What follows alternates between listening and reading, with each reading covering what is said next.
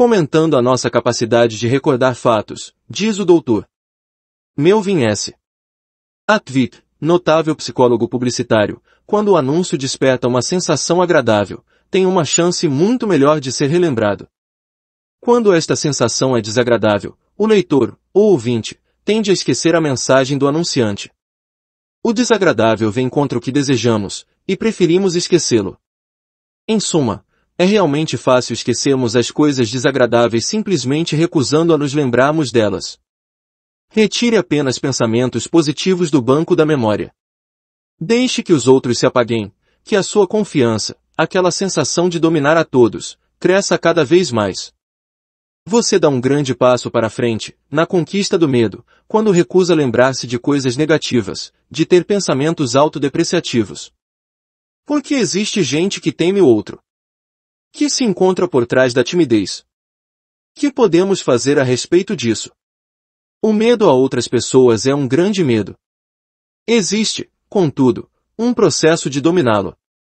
Você pode combatê-lo se aprender a colocá-las na situação adequada. Um negociante amigo meu, que está prosperando bastante com sua fábrica de bibelos de madeira, explicou-me de que maneira aprendeu a ver as pessoas como realmente são. Seu exemplo é bem interessante. Antes de alistar-me no exército, na Segunda Grande Guerra, eu tinha medo de quase todo mundo. Você não imagina como eu era tímido. Achava que todos os outros eram muito mais sabidos do que eu. Eu vivia preocupado com minha insuficiência física e mental, e achava que fora feito para fracassar. No exército, por algum feliz ardil do destino, perdi o medo que tinha das outras pessoas. Durante parte de 1942 e 1943, quando o exército realizava uma severa seleção dos homens, fui destacado como médico para um dos centros de convocação. Dia após dia eu presenciava os exames a que eram submetidos aqueles recrutas. Quanto mais os observava, menos medo passava a ter dos outros. Todos aqueles homens alinhados às centenas, nus como gaios asterisco, pareciam iguais. Claro que havia os gordos e outros magros, altos e baixos, mas todos se mostravam confusos, solitários. Poucos dias antes, alguns deles eram jovens e promissores chefes, outros eram fazendeiros, alguns vendedores, condutores de gado, operários. Dias antes haviam sido muitas coisas. Mas agora, no centro de convocação, eram todos iguais. Dali deduzi, então, algo de capital importância. Descobri que as pessoas apresentam muito mais semelhanças do que diferenças, entre si. Descobri que o outro é muito semelhante a Twin. Aprecia boa comida, sente falta da família e dos amigos, quer progredir, tem seus problemas, gosta de repousar. Portanto, se é tão fundamentalmente igual a mim, por que temê-lo? Não acha isso sensato? Se ele é tão semelhante a mim, não há razão para que eu o tema. Eis duas maneiras de encarar as pessoas tais como são. 1. Julgue o outro equilibradamente. Quando tratar com uma pessoa, guarde na mente esses dois pontos. Primeiro, o outro indivíduo é importante. Enfaticamente, ele é importante. Todos os seres humanos o são. Mas não se esqueça de que você também é importante. Assim, quando se encontrar com uma outra pessoa, adote a política de pensar, somos ambos pessoas importantes discutindo algo de interesse e benefício mútuo. Há alguns meses, o chefe de uma empresa telefonou-me para dizer que havia acabado de empregar um jovem que eu lhe tinha recomendado. Sabe o que me fez realmente admitir aquele camarada? Perguntou meu amigo. Que foi? Inquiri. Foi o modo com que ele se portou. A maioria dos candidatos que entram aqui se apresenta meio apavorado. Dão-me as respostas que julgam que eu desejo ouvir. De um certo modo parecem-se um pouco com os mendigos, aceitam qualquer coisa, e nada tem de particular. Mas G se comportou de maneira diferente. Mostrou-se respeitoso para comigo, mas, o que é mais importante, para com ele também. Mais ainda, fez-me tantas perguntas quantas eu lhe fiz. É um verdadeiro homem, e há de fazer tudo direito. Essa atitude mutuamente importante ajuda-lhe a manter o equilíbrio da situação. O outro não se torna importante demais em relação ao que você pensa de si mesmo. Ele pode parecer espantosamente grande ou importante, mas lembre-se de que, ainda assim, é um ser humano que, na essência, tem os mesmos interesses, desejos e problemas que você. 2. Assuma uma atitude compreensiva. Não são raras as pessoas que, figuradamente, desejam combatê-lo e reduzi-lo a um picadinho. Se você não estiver preparado para tratar com gente assim, esse tipo de indivíduo pode abrir grandes brechas em sua confiança e fazê-lo sentir-se completamente derrotado. Você precisa de uma defesa contra o touro, o camarada que gosta de levar tudo de roldão. Não há muitos meses, na portaria de um hotel em Memphis, assisti a uma excelente demonstração da maneira correta de tratar com esse tipo de gente. Era um pouco mais de 5 horas da tarde e o hotel estava cheio de novos hóspedes no balcão de registro. O camarada que estava na minha frente deu o seu nome ao recepcionista, numa voz de comando. O empregado respondeu: perfeitamente, senhor. Reservamos um ótimo quarto de solteiro. De solteiro. Explodiu o camarada. Eu pedi um quarto de casal. O recepcionista respondeu muito polidamente: vejamos, senhor. Em seguida retirou do arquivo um pedido de reserva e disse: sinto muito, mas seu telegrama fala num quarto de solteiro.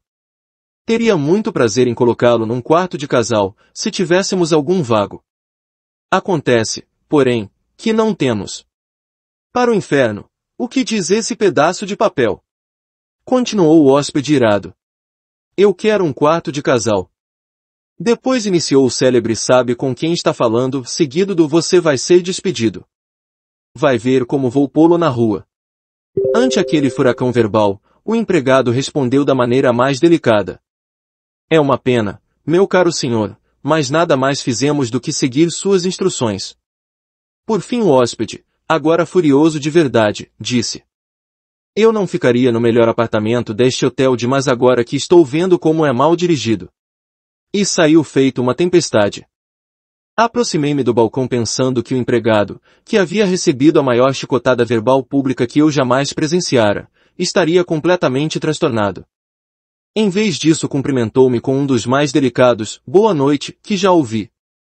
E à medida que preenchia rotineiramente a minha ficha de admissão, disse-lhe: admirei muito a maneira como se portou há pouco. O senhor sabe controlar-se maravilhosamente. Bem, respondeu ele, claro que não vou perder a cabeça com um camarada igual àquele. Na verdade a raiva dele não é contra mim. Eu nada mais fui do que o bode expiatório. Quem sabe se o pobre coitado não brigou com a mulher, ou se os seus negócios vão mal. Ou talvez ele sinta-se inferior e esta tenha sido a sua grande oportunidade de parecer dominador. E eu fui o cara que lhe deu a chance de se livrar de algo. E acrescentou: no fundo, talvez seja até um ótimo sujeito. Há muita gente que é assim. Ao encaminhar-me para o elevador, achei-me repetindo em voz alta: no fundo, talvez seja até um ótimo sujeito. Há muita gente que é assim. Da próxima vez que alguém lhe declarar guerra, lembre-se dessas duas pequenas sentenças. Não se precipite. A maneira de vencer situações semelhantes a essa é deixar que o outro esgote as baterias, e depois esquecer tudo. Há anos, quando examinava algumas provas de exames, encontrei uma que me intrigou profundamente. O estudante a quem ela pertencia havia se mostrado nas aulas, e nos testes anteriores, muito melhor do que ela revelava. Tratava-se, de fato, do aluno que eu acreditava que terminasse como o primeiro da classe. E, no entanto, sua prova colocava-o entre os últimos. Como de hábito nesses casos, disse à minha secretária que chamasse o rapaz ao meu gabinete para tratar de um assunto urgente. Pouco depois surgiu Paul W. Parecia ter passado por uma terrível crise.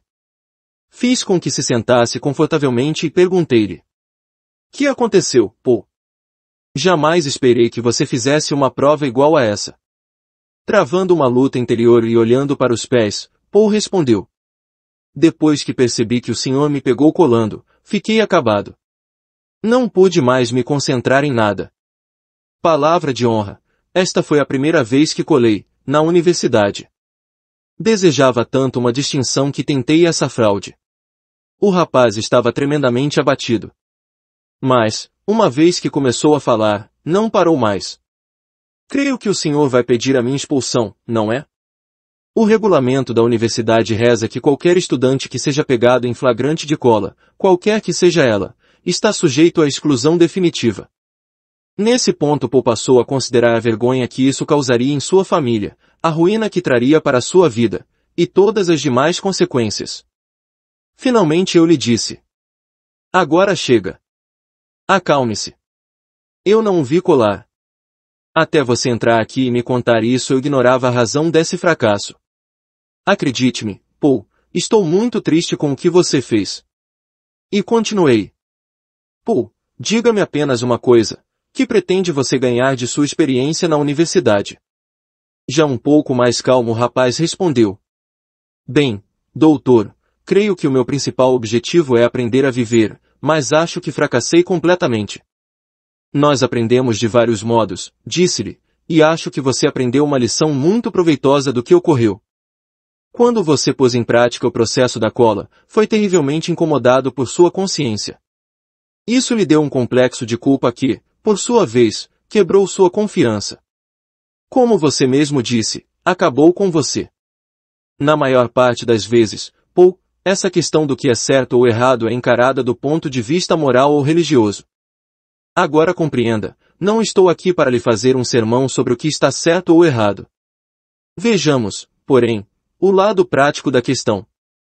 Quando você pratica qualquer ato contrário à sua consciência, sente-se culpado, e esse sentimento de culpa confunde o seu processo mental, os seus pensamentos. Você fica incapaz de pensar certo porque sua mente põe-se a perguntar: serei descoberto? Serei apanhado? Paul, continuei, você desejava tanto uma nota ótima que, para consegui-la, fez uma coisa que sabia estar errada. Há, na vida, muitas ocasiões em que você deseja tanto obter uma coisa muito boa que é tentado a praticar um ato contra a sua consciência. Por exemplo, um dia você há de ter tanta vontade de vender uma coisa que pensará deliberadamente em enganar o freguês para que ele a compre. E você pode ser bem-sucedido. Mas eis o que acontecerá. Você ficará envolvido pelo sentimento de culpa, e da próxima vez que encontrar o seu cliente sentir-se-á, intimamente, constrangido. Ficará pensando: será que ele descobriu que eu o enganei? Nada mais poderá conseguir dele porque você não poderá se concentrar. Segundo tudo indica, você jamais lhe fará uma segunda, terceira, quarta ou outras vendas repetidas. E se você continuar a usar as táticas que ferem sua consciência, terá um grande prejuízo. Continuando, mostrei-lhe como, ocasionalmente, um homem de negócios ou um profissional fica descontrolado devido ao intenso medo de que a esposa venha saber de uma ligação amorosa que mantém com outra mulher. Será que ela vai descobrir? Será? Essa pergunta contínua destrói a confiança do homem até a ponto de ele nada mais poder realizar de bom, quer no trabalho, quer em casa. Lembrei há pouco que muitos criminosos são capturados não porque haja pistas que os incriminem, mas porque agem autoconscientemente, como culpados.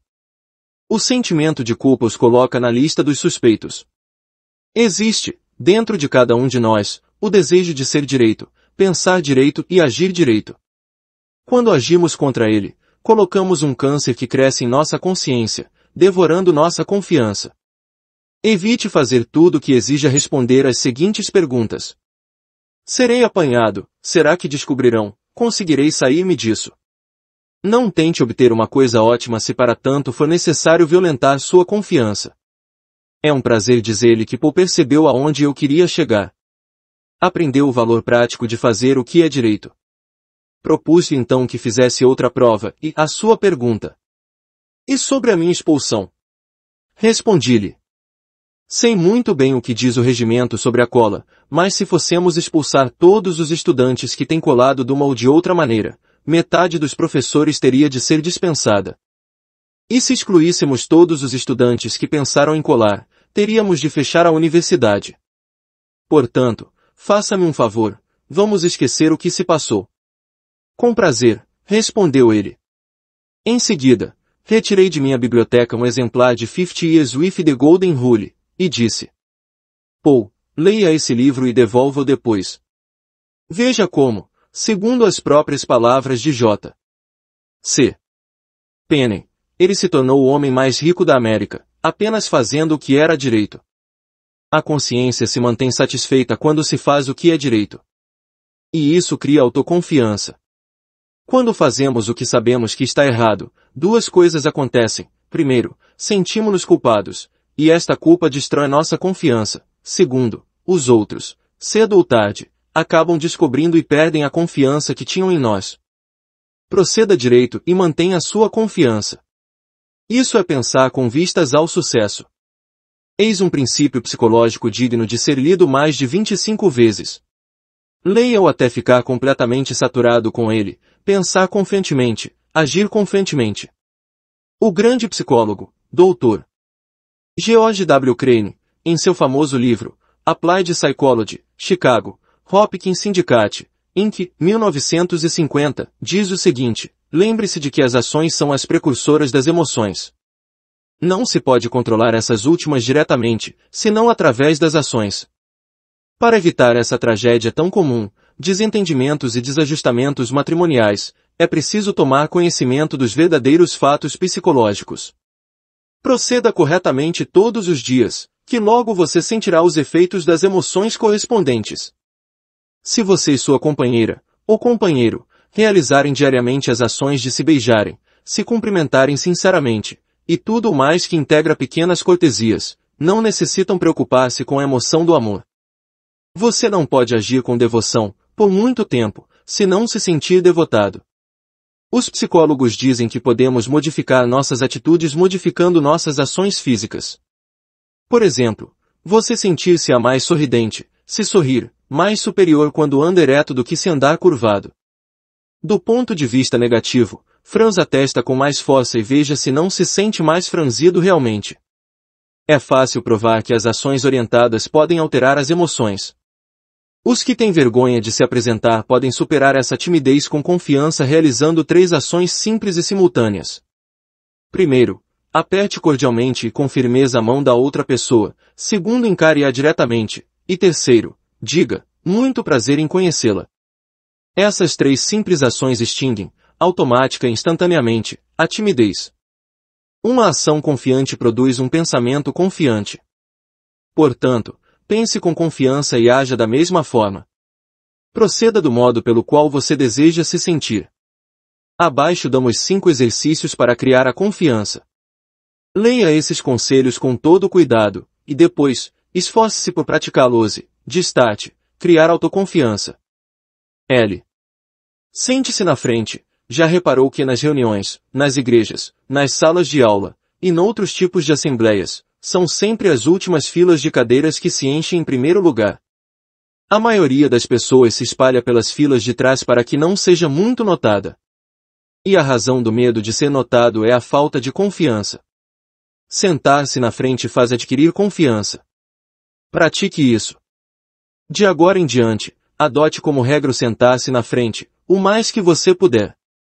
Claro que isso fará com que você se torne um pouco mais visível, mas no que respeita ao sucesso não há nada que passe despercebido.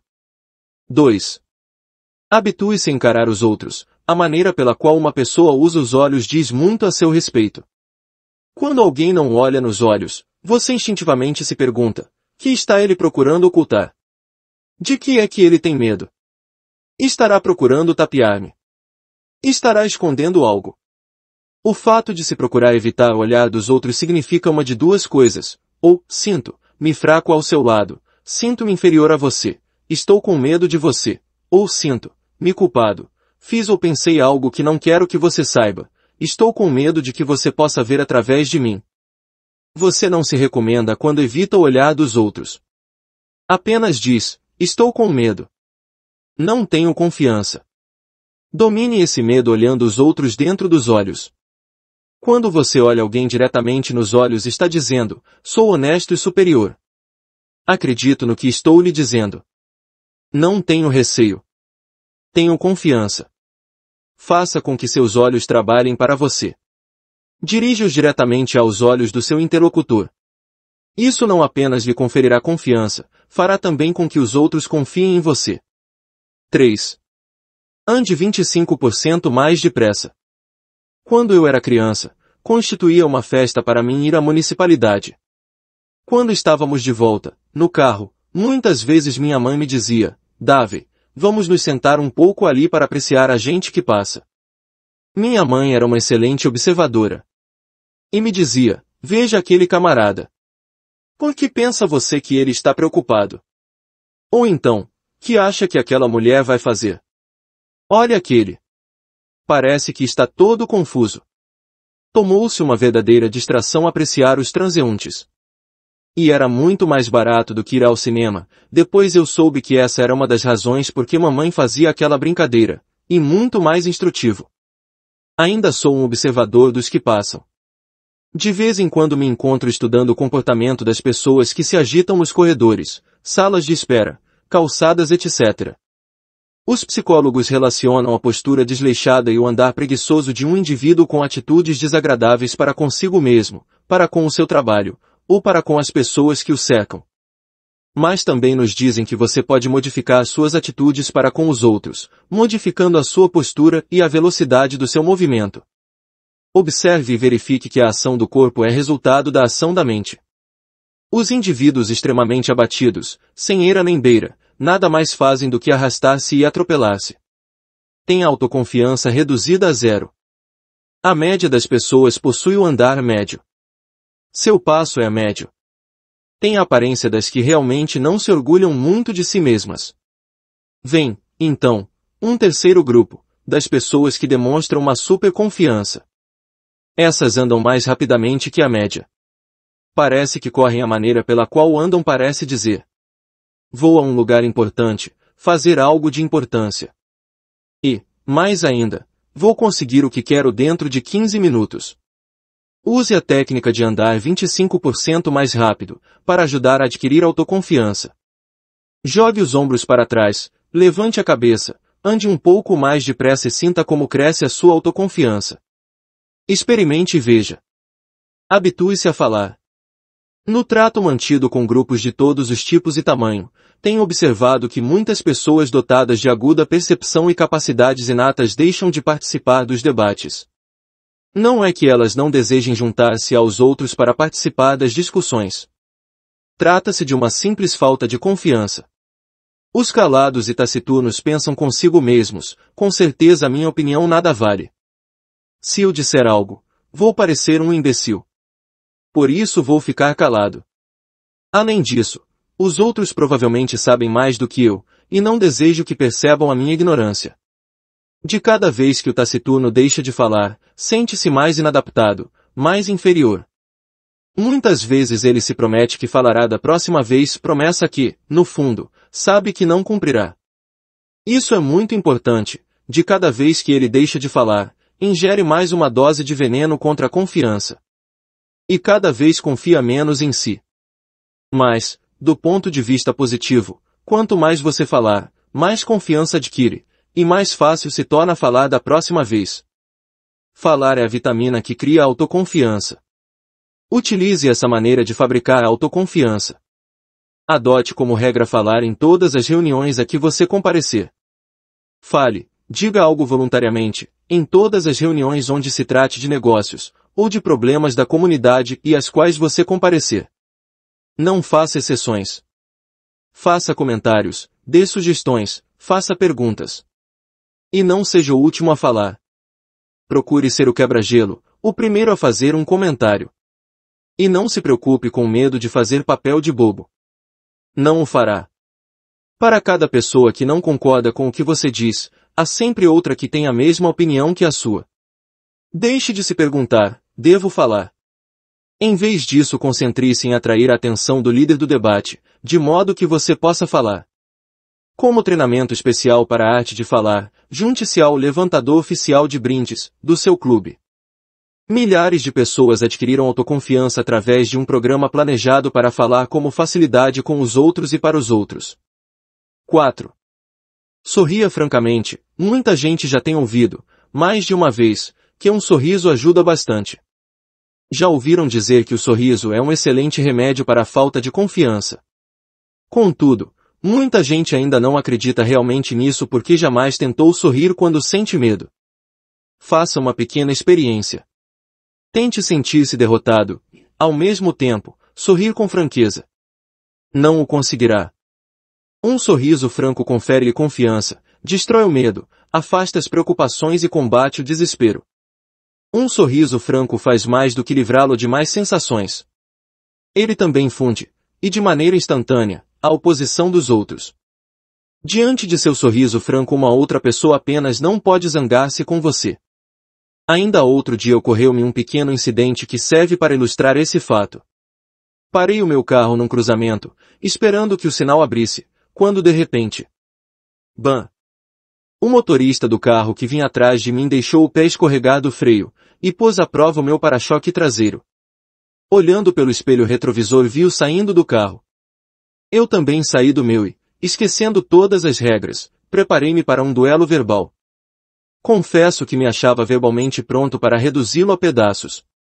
Felizmente, porém, antes que eu tivesse essa oportunidade, ele caminhou para mim, sorrindo e dizendo no tom mais sincero: amigo, desculpe, não foi por querer. Aquele sorriso, combinado com a sua sincera afirmação, me desarmaram. Murmurei qualquer coisa como: está bem. Isso acontece. E, num piscar de olhos, minha oposição transformou-se em amizade. Soma francamente e você sentirá que voltaram os dias felizes. Mas sorria de verdade. Um meio sorriso não é lá muito garantido. Sorria até mostrar os dentes. Este sim, é o sorriso que vale. Muitas vezes tenho ouvido dizer: sim, muito bem, mas quando estou com medo de alguma coisa, ou quando estou com raiva, não tenho vontade alguma de sorrir. Claro que não. Ninguém tem. O truque está em você forçar o sorriso. Então sorria. Domine o poder de sorrir. Põe em ação esses 5 princípios. 1. A ação cura o medo. Isole o medo e depois haja de modo construtivo. A inação, o não fazer nada sobre uma determinada situação, aumenta o medo e destrói a confiança. 2. Realize o supremo esforço de só colocar pensamentos positivos no banco da sua memória. Não permita que os pensamentos negativos, autodepreciativos, se transformem em monstros mentais. Recuse-se simplesmente lembrar de coisas ou situações desagradáveis. 3. Encare as pessoas como devem ser. Lembre-se de que são muito mais semelhantes do que diferentes. Raciocine equilibradamente a respeito dos outros. Nada mais são do que seres humanos. E desenvolva uma atitude de compreensão. Muita gente aqui ladra, mas são raros os que mordem. 4. Habitue-se a fazer o que sua consciência diz que está certo. Isso impede que se desenvolva um intoxicante complexo de culpa. Fazer o que é direito é uma regra muito prática para se alcançar o sucesso. 5. Faça o que deve e diga sempre: eu tenho confiança, realmente tenho confiança. Pratique essas pequenas técnicas em todas as suas atividades diárias. A. Sente-se na fila da frente. B. Encare os outros nos olhos. C. Ande 25% mais depressa. D. Fale. I. Sorria francamente. Como pensar positivamente? Recentemente, conversei com um especialista em recrutamento para uma das maiores organizações industriais da nação. Durante 4 meses por ano, ele visita os campi das universidades a fim de recrutar diplomandos para o curso de treinamento de chefes para a sua companhia. O teor de suas observações indicava que estava desapontado com as atitudes de muitos jovens que havia entrevistado. Quase todos os dias, entrevisto de 8 a 12 alunos, todos no fim de seus cursos, e mais ou menos interessados em servirem conosco. Uma das principais coisas que desejamos determinar na entrevista de seleção é a automotivação individual. Queremos ver se trata do tipo de indivíduo capaz de, em poucos anos, dirigir grandes projetos, um escritório ou uma fábrica, ou de contribuir de qualquer modo realmente substancial para a companhia. Devo declarar que não estou satisfeito com os objetivos pessoais da maioria dos jovens com quem falei. Você se surpreenderia, continuou ele, se visse quantos rapazes de 22 anos estão mais interessados nos nossos planos de aposentadoria do que qualquer outra coisa mais. Uma segunda pergunta muito comum é: viajarei muito? Parece que a maioria dos jovens define a palavra sucesso como sinônimo de segurança.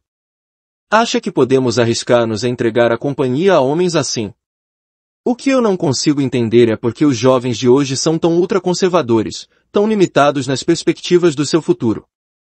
Cada dia que passa revela mais sinais de expansão das oportunidades. Este país está batendo o recorde do progresso no desenvolvimento científico e industrial. Nossa população está aumentando rapidamente. Se jamais houve uma época para nos mexermos na América, é agora. O fato de existir tanta gente que pense tão mesquinhamente significa que há muita menos concorrência do que você imagina para fazer uma carreira recompensadora. No que se refere ao sucesso, as pessoas não são medidas por centímetros ou quilos, pelos diplomas escolares que possuem, ou pela linhagem, são avaliadas pelo tamanho de seus pensamentos que determinam o tamanho de suas realizações. Vejamos agora como podemos engrandecer nossos pensamentos. Algum dia você já perguntou a si mesmo, qual é a minha maior fraqueza? Provavelmente a maior fraqueza humana é a autodepredação, isto é, o vender-se barato. A autodepreciação se evidencia de vários modos. John vê, no jornal, o anúncio de um emprego, é exatamente o que ele deseja. Mas nada resolve porque pensa assim. Para que me incomodar? Eu não sou bastante bom para isso. Ou então é Jim que deseja encontrar-se com John, mas nada faz para isso, pois pensa que não adiantará. Tom sente que Mr. Richard seria um bom freguês para seus produtos, mas não o procura. Acha que Mr. Richard é importante demais para atendê-lo. Pat está preenchendo um formulário de pedido de emprego. Há uma pergunta que diz, com que salário deseja iniciar? E coloca um salário modesto porque realmente acha que não vale o salário maior que desejaria ganhar. Há milhares de anos que os filósofos pregam um bom conselho, conhece-te a ti mesmo. Mas parece que a maioria das pessoas pensa que essa sugestão quer dizer, conhece apenas o lado negativo do teu eu. A maioria das autocríticas consiste na realização mental de longas listas dos erros, deficiências e inadaptações de cada um. É bom que conheçamos nossas incapacidades, pois isso nos mostra as áreas que devem ser melhoradas. Contudo, se conhecermos apenas nossas características negativas, ficaremos numa embrulhada. Nosso valor diminuirá. Eis um exercício que o ajudará a medir seu próprio valor. Tenho utilizado em programas de treinamento para chefes de vendas ou de pessoal. E funciona. 1. Determine 5 de suas principais habilidades. Peça o auxílio objetivo de um amigo, possivelmente sua esposa, seu chefe, um professor, uma pessoa inteligente que lhe dê uma opinião honesta. Exemplos de itens frequentemente registrados: educação, experiência, habilidade técnica, aparência, vida doméstica bem ajustada, atitudes, personalidade, iniciativa. 2. Escreva, em seguida, por baixo de cada item, o nome de 3 pessoas que você sabe ter alcançado um grande sucesso, mas que não possuem, quanto ao item considerado, a mesma capacidade que você. Quando terminar o exercício, você vai ver que é muito superior a várias daquelas pessoas, pelo menos num dos itens. Honestamente, só há uma conclusão a tirar: você tem muito mais valor do que pensa. Portanto, adapte sua maneira de pensar ao seu verdadeiro valor. Pense de modo positivo, como você realmente é. Jamais se deprecie. A pessoa que na conversação comum diz adamantino, em vez de inquebrável, ou coquete, quando preferiríamos que dissesse namoradeira, pode ter um grande vocabulário. Mas será que tem o vocabulário de quem pensa construtivamente? Provavelmente não. Quem usa palavras difíceis, frases e termos altissonantes que a maioria tem dificuldades de compreender tem tendências para arrogância, medalhão, ou bobo presumido. E esses, geralmente, pensam mesquinhamente. A medida da importância do vocabulário de alguém não está no tamanho ou no número de palavras que usa, ao contrário. O que importa, a única coisa que importa no vocabulário de alguém, é o efeito que suas palavras e frases causam na sua própria maneira de pensar e na dos outros. Eis aqui algo de fundamental: não pensamos em palavras ou frases. Pensamos apenas em quadros ou imagens. As palavras são a matéria-prima do pensamento. Quando faladas, ou lidas, esse espantoso instrumento que se chama mente converte-as automaticamente em quadros mentais. Cada palavra, cada frase cria um quadro mental ligeiramente diferente. Se alguém lhe disser, Jim comprou uma nova plana, você vê um quadro. Mas se lhe disserem, Jim comprou uma nova casa de campo, será outro quadro formado. Vemos que os quadros mentais são modificados pelas espécies de palavras que usamos para nomear e descrever as coisas. Encare o fato do seguinte modo. Quando você fala, ou escreve, está, num certo sentido, projetando um filme nas mentes dos outros. E os quadros por você criados determinarão a sua reação e a dos outros. Suponhamos que você diga a um grupo de indivíduos, lamento ter de comunicar que fracassamos. Que veem essas pessoas? Derrota, e todo o desapontamento e amargura que a palavra fracassar encerra. Suponhamos, agora, que você declare, eis uma nova tentativa que, acredito, dará certo. Todos sentissem encorajados, prontos para começar de novo. Suponhamos que você fale, surgiu um problema. Você cria, na mente dos outros, um quadro em que aparece algo desagradável, difícil de resolver. Se, ao contrário, disser, surgiu um desafio, o quadro é de estímulo, de esporte, de algo agradável de fazer. Ou então diga, ficamos sujeitos a uma grande despesa, e o grupo verá dinheiro sendo gasto, dinheiro que jamais voltará, o que, aliás, é de fato desagradável. Mas se, ao contrário, você se exprimir assim, fizemos um grande investimento, o grupo imaginará um quadro de algo que, mais tarde, dará lucro, uma visão muito agradável. A questão é essa. Os pensadores construtivos são especialistas em criar quadros positivos, de futuro, otimistas, nas mentes de seus ouvintes e na sua própria. Para pensar positivamente devemos usar palavras e frases que produzam imagens mentais positivas, construtivas. 4 maneiras de desenvolver o vocabulário de um pensador positivo. Eis 4 maneiras que o ajudarão a desenvolver um vocabulário de um indivíduo que pensa positivamente. L. Use palavras e frases animadoras, positivas, construtivas, para dizer como se sente. Quando alguém lhe pergunta como está passando hoje, e você responde com um sinto-me cansado, estou com dor de cabeça, quem me dera que fosse sábado, não me sinto muito bem, na verdade o que você faz é aumentar sua sensação de mal-estar, sente-se pior. Põe em prática uma coisa que é muito simples, mas que tem uma tremenda força. Todas as vezes que lhe perguntarem, como se sente, como está passando hoje, responda maravilhosamente bem, e você, ou diga, otimamente, ou muito bem. Sempre que se apresentar uma oportunidade diga que está maravilhosamente bem. Procedendo assim, você não só se sentirá realmente muito bem, como ainda mais importante. Tome-se conhecido como uma pessoa que se sente sempre em ótimo estado. Isso faz com que se ganhe amigos. 2. Empregue palavras e frases calorosas, elogiosas e favoráveis ao se referir a outras pessoas. Adote como regra ter sempre uma palavra positiva, construtiva, para seus amigos e companheiros. Quando conversar com alguém sobre uma terceira pessoa, ausente, refira-se a ela sempre com palavras elogiosas, tais como, é realmente um ótimo sujeito. Disseram-me que está realizando um trabalho magnífico. Evite cuidadosamente as palavras que possam diminuí-la, pois mais cedo ou mais tarde ela virá a saber o que você disse, e isso só lhe trará prejuízos. 3. Encoraje sempre os outros.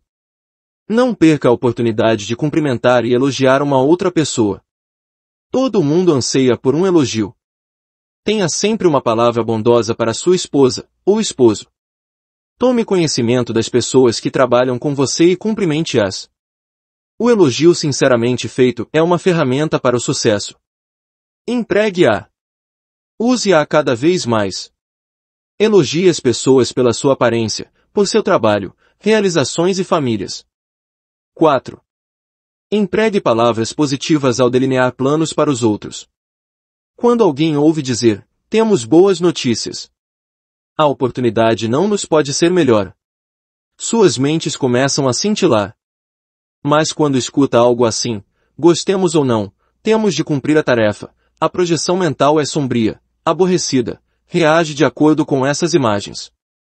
Prometa a vitória e veja como os olhos brilham. Prometa a vitória que você obterá todo o apoio. Edifique castelos, não cave sepulturas. Não encare as coisas como são, mas, sim como podem ser. Os que pensam positivamente habituam-se a ver as coisas não apenas como são, mas como poderão ser. Eis 4 exemplos para ilustrar essa afirmação.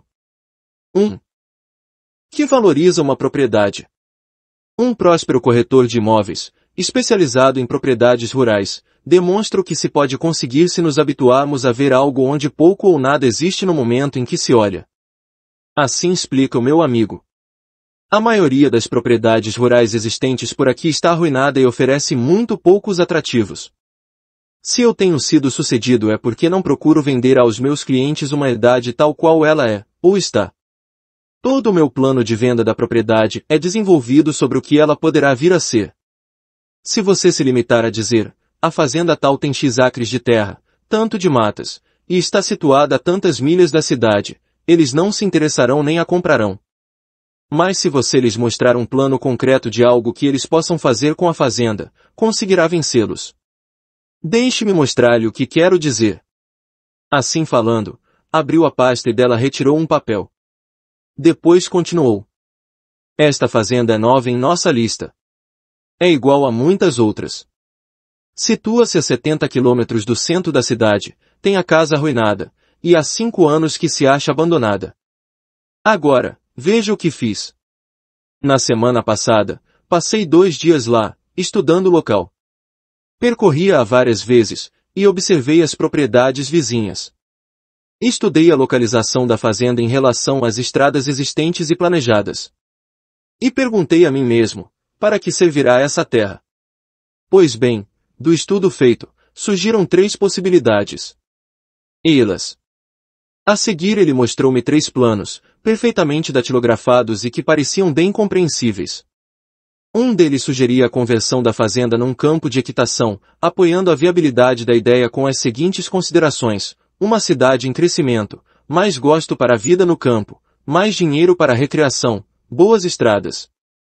O plano demonstrava ainda como a fazenda podia sustentar um ponderável número de cavalos, de modo que a renda dos aluguéis para os passeios fosse bastante compensadora. A ideia do campo de equitação era de todo convincente. Eu mesmo já estava vendo uma dúzia de casais cavalgando por entre as árvores.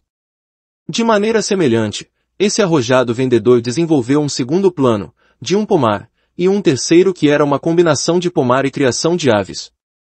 Assim, quando falo com os meus clientes não preciso convencê-los de que a fazenda é uma boa compra, tal qual está. Ajudo-os a ver a fazenda transformada em algo que vai fazer dinheiro.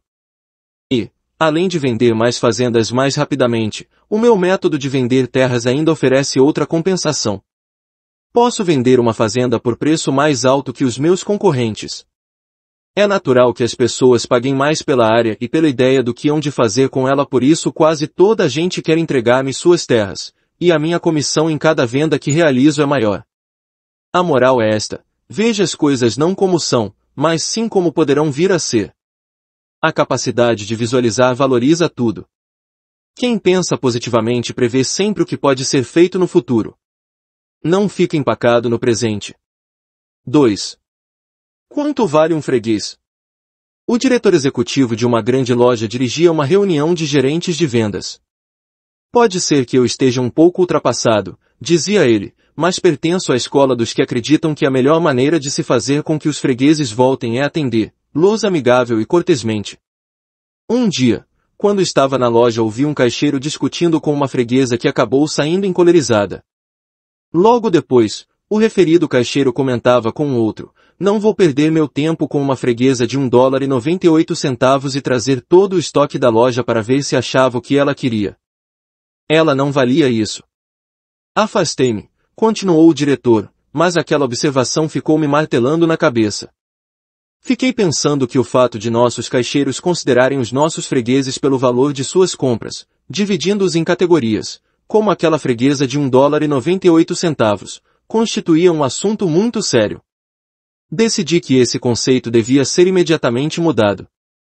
Voltando ao meu escritório, chamei o nosso diretor de pesquisas, e pedi-lhe que verificasse quanto, em média, cada freguês gastava em nossa loja, por ano. Até eu fiquei surpreso quando ele me deu a resposta. De acordo com seus cálculos, cuidadosamente feitos, Cada freguês gastava anualmente em nossa loja $362. A seguir, convoquei uma reunião dos supervisores do pessoal e falei-lhes do incidente ocorrido. Mostrei-lhes, depois, quanto vale realmente um freguês, e assim que eles viram que um cliente não pode ser avaliado por uma única compra, mas sim pela média anual, o serviço melhorou consideravelmente. Essa observação feita pelo diretor executivo aplica-se a qualquer tipo de negócio. O lucro é resultado dos negócios repetidos. Muitas vezes, as primeiras vendas não dão lucro nenhum. Encare, porém, os gastos potenciais dos fregueses, e não a compra que fizeram hoje. A valorização dos fregueses é que os converte em grandes e regulares compradores. Depreciando-os, você os manda embora. Um estudante contou-me um incidente ocorrido com ele para explicar por que jamais há de tornar a entrar num determinado bar. Um dia, começou ele, resolvi almoçar num bar que se inaugurara semanas antes. O dinheiro representa muito para mim, e por isso decidi escolher com muito cuidado o que ia comer ao passar pela seção de carnes. Vi um prato de peru com molho que parecia muito gostoso, cujo preço marcava 39 centes. Quando me dirigi à caixa registradora, a empregada olhou para minha bandeja e disse, $1,09. Delicadamente pedi-lhe que visse bem, pois pelos meus cálculos, a minha conta era de 99 centes. E chamei sua atenção para a tabuleta que marcava o preço de 39 centes. Ela tomou-se agressiva. Pouco se me dá o que está escrito na tabuleta. Veja. Aqui está a lista dos preços para hoje. Aquilo deve ser engano. O senhor tem de pagar 49 centes. Tentei então explicar-lhe que só havia escolhido o peru porque custava 39 centes. Se eu soubesse que tinha de pagar 49, teria escolhido outra coisa. O senhor tem de pagar os 49 centes, foi sua resposta. Concordei porque não desejava ficar parado ali, fazendo cena. Mas resolvi ali mesmo que jamais tornaria a entrar naquela casa para comer. Eu gasto com meus lanches, cerca de $250 por ano, mas ali não verão um centes, do meu dinheiro. É um bom exemplo do que faz a estreiteza de vista. A empregada só enxergou o Jimmy moeda de 10 cents, não viu a despesa em potencial, de $250. 3. O caso do leiteiro cego. É surpreendente o número de pessoas que não enxergam o potencial. Há alguns anos bateu à nossa porta um jovem leiteiro oferecendo seus serviços. Expliquei-lhe que já tinha nosso entregador de leite, e que estávamos muito satisfeitos. Sugeri-lhe, então, que batesse na porta ao lado e falasse com a dona da casa. Ora, respondeu ele, já falei com a dona do lado, mas ali eles gastam 1 litro de leite de 2 em 2 dias, e isso não compensa a minha parada aqui para fazer a entrega. É possível, disse-lhe eu, mas quando você falou com a nossa vizinha não reparou que os pedidos de leite vão aumentar muito dentro de 1 mês e pouco. Está para chegar gente nova e que vai beber um bocado de leite. O jovem olhou-me um momento, como se tivesse recebido um golpe e acrescentou. Como é que esse pode ser cego assim? Hoje, aquela mesma família que comprava 1 litro de leite de 2 em 2 dias compra 7 de um outro leiteiro que teve uma visão muito mais ampla que o anterior. O garotinho que estava para nascer naquela ocasião tem agora 2 irmãos e uma irmã. E já soube que dentro em pouco vai chegar mais gente. Como se pode ser tão cego? É preciso ver as coisas como poderão ser, e não apenas como são. O professor que só pensa em Jimmy tal qual é, um pirralho mal-educado, atrasado e grosseiro, com toda certeza não vai ajudá-lo a desenvolver-se.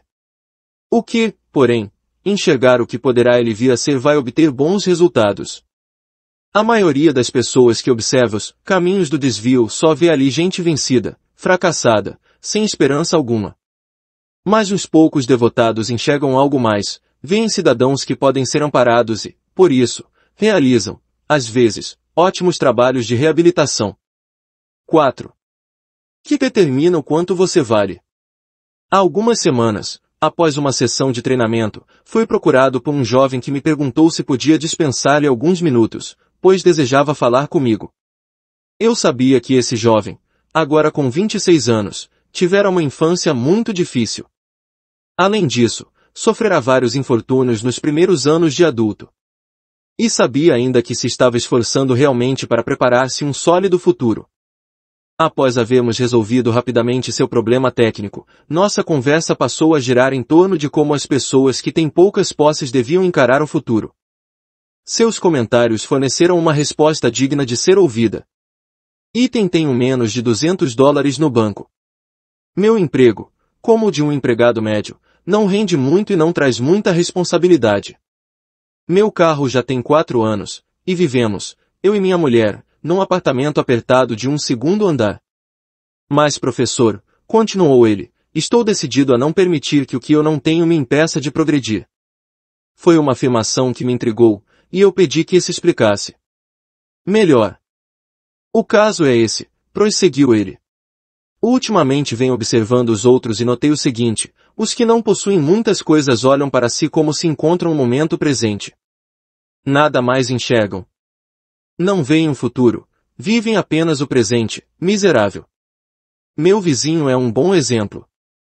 Vive a se queixar que o emprego rende pouco, que o encanamento está com defeito a toda hora, que a sorte mal o bafeja, passa para os outros, que as contas do médico crescem cada vez mais. Lembra-se tão amedadamente que é pobre, que já se convenceu de que o será eternamente. Age como se estivesse condenado a viver naquele arruinado apartamento para o resto de sua vida. Meu amigo falava realmente com sinceridade, e depois de uma pequena pausa, acrescentou: se eu só me visse como sou presentemente, com um carro velho, pequena renda, apartamento barato, e uma dieta de sanduíches, nada podia esperar senão ficar desencorajado. Eu veria um João Ninguém, e seria um João Ninguém, o resto de minha vida. Tenho procurado ver-me como serei dentro de poucos anos. Vejo-me não um caixeiro comum, mas sim um chefe. Não um apartamento detestável, senão uma bela casa nova nos subúrbios. E quando me vejo assim, sinto-me cada vez maior. E já possuo bastante experiência pessoal para provar que esse método compensa. Não é esse um magnífico plano para que alguém se valorize? Esse jovem tomou o expresso que o conduzirá a uma vida realmente bela. Conseguiu dominar esse princípio básico do sucesso: o importante não é o que se tem, mas sim o que se planeja obter. A etiqueta de preço que o mundo coloca em nós é igual à que nós mesmos nos colocamos. Eis como desenvolver o poder de ver o que será, e não apenas o que é. Chamarei a esses exercícios de prática da valorização. 1. Habitue-se a valorizar as coisas. Lembre-se do exemplo da fazenda. Pergunte a isso mesmo: que poderei fazer para valorizar este quarto, esta casa ou este negócio? Procure ideias que façam as coisas valerem mais. Uma coisa, seja um terreno vazio, uma casa ou um negócio, vale de acordo com o uso que dela se pretende fazer. 2. Habitue-se a valorizar as pessoas. À medida que você subir no mundo do sucesso, mais e mais sua tarefa se vai transformando em desenvolver as pessoas. Pergunte-se: que posso fazer para valorizar meus subordinados? Que posso fazer para torná-los mais eficientes? Lembre-se que para extrair o melhor de alguém, você precisa primeiro saber onde está este melhor. 3. Habitue-se a valorizar a si mesmo. Realize diariamente uma entrevista consigo mesmo. Pergunte-se: que posso fazer para me valorizar mais, hoje? Visualize-se não como você é, mas como poderá vir a ser. Assim procedendo, os métodos para atingir o seu valor potencial apresentar-se-ão por si mesmo. Tente e veja. Um gerente proprietário aposentado de uma companhia impressora de tamanho médio, cerca de 60 empregados, contou-me como foi conseguido o seu sucessor. Há 5 anos, começou ele, precisei de um guarda-livros para dirigir a contabilidade de rotina de nosso escritório. O camarada que empreguei chamava-se Harry e tinha apenas 26 anos. Nada conhecia sobre tipografias, mas suas referências mostravam que era um bom guarda-livros. E, quando há 1 ano e meio, eu me aposentei, fizemo-lo presidente e gerente-geral da companhia. Recordando, Harry possuía um traço que o colocava à frente de todos os demais. Interessava-se ativa e sinceramente por tudo o que dizia respeito à companhia, e não apenas em assinar os cheques e manter os livros em dia. Onde quer que visse que podia ajudar um outro empregado, ali estava ele. No primeiro ano que tive Harry comigo perdemos alguns homens. Harry apresentou-me um programa com o qual, assegurou, poderíamos substituir aqueles empregados com um mínimo de prejuízo. E de fato assim sucedeu. Harry fez muitas outras coisas que ajudaram toda a companhia, e não apenas aquele departamento. Realizou um detalhado estudo do custo do nosso departamento de produção demonstrando quanto lucraríamos se investíssemos $30.000 em novas máquinas. Uma vez sofremos uma grande baixa nas vendas. Harry dirigiu-se ao nosso gerente de vendas e disse-lhe: "Não entendo muito da parte do negócio no que se refere às vendas, mas permita que eu tente ajudá-lo." E o fez. Apresentou uma série de boas ideias que nos auxiliaram muito a vender mais. Quando admitíamos um novo empregado, Harry estava presente para fazer com que o recém-chegado se sentisse à vontade. Ele tomava um interesse real por tudo o que se fazia. Ao me aposentar, Harry era, logicamente, a pessoa indicada para substituir-me. Mas, compreenda bem, continuou meu amigo, Harry não procurou sobrepor-se a mim. Não era um simples intrometido. Não procurava apunhalar os outros pelas costas, nem vivia dando ordens. Apenas procurava ajudar. Simplesmente agia como se tudo na companhia lhe dissesse respeito. Fez dos negócios da companhia os seus negócios. Harry ensina uma lição a todos nós. O faço o que me compete, e já é o bastante, é uma atitude mental mesquinha e negativa.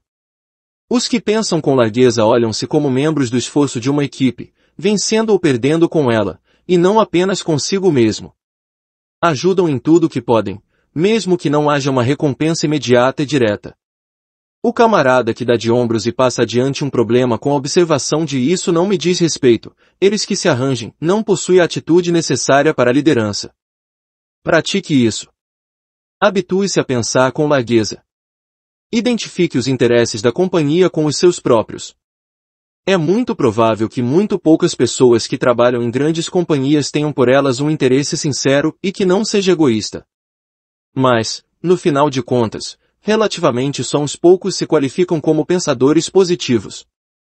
E esses poucos são os que, eventualmente, recebem a recompensa dos lugares de maior responsabilidade e de melhores salários.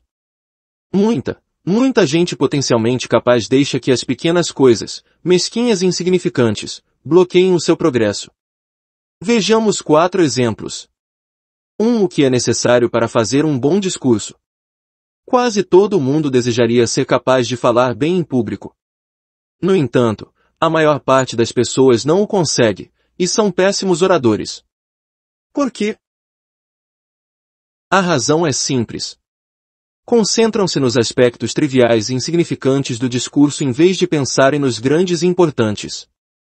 Quando se prepara para falar, quase toda a gente se ministra um batalhão de instruções mentais como "não devo esquecer de me conservar ereto", "não devo mexer-me demais", nem sacudir muito as mãos, "não devo deixar que o auditório me veja consultar notas", "não devo esquecer os possíveis erros de gramática", "não devo esquecer se a gravata está direita", "não devo esquecer de falar alto, mas não alto demais", e assim por diante. Muito bem. E que acontece quando o orador se levanta para falar?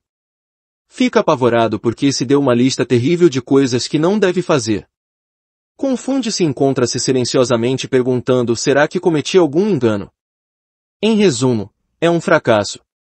E o é porque se concentrou nas qualidades pequenas, triviais, sem importância, de um bom orador e deixou de pensar nos requisitos que fazem um bom orador. Conhecimento do assunto sobre o qual vai falar, e um intenso desejo de transmiti-lo aos outros. O que caracteriza um verdadeiro orador não é a sua postura, ou o número de erros de gramática que comete, mas sim conseguir que o auditório apreenda os pontos que deseja demonstrar.